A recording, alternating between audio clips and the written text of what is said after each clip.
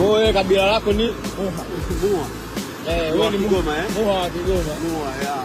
Yes, kufuatia kampeni ya waziri wa habari na sanaa na michezo bwana Paul Makonda kuweza kutoa pendekezo la kwamba mchezaji wa klabu ya Simba Clatous Chota Chama apewe uraia awe Mtanzania halisi kufuatia mchango ambao anaonyesha kwenye upande wa michezo, ambapo mchezaji huo amekuwa na kiwango kikubwa kwa muda mrefu sana kupitia klabu ya Simba. Yes, Chama ameweza sasa kujitahabanisha, kujionyesha rasmi kwamba sasa nimekubali, na ameweza kujichagulia kabisa na kabila. Tunajua Chama jinsi alivyo na pia yake. Yes bwana, unatamani kujua Chama ameweza kuchagua kabila gani ambalo ameweza kupendekeza awe kabila hilo. Yes, sasa Chama bwana ameweza kwenda kule Kigoma. Yes, nikisema Kigoma maana kwamba kuna kitu kuna kliki kwenye kichwa chako. Unajua kabisa kule Kigoma wanatokea Waha. Chama ameweza kujichagulia kabila la Muha.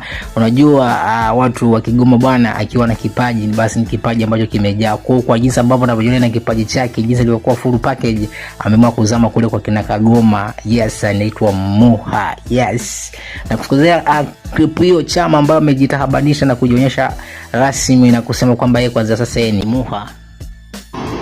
Wewe kabila lako ni Muha. Wewe ni Mgoma Muha wa Kigoma. Muha, yeah.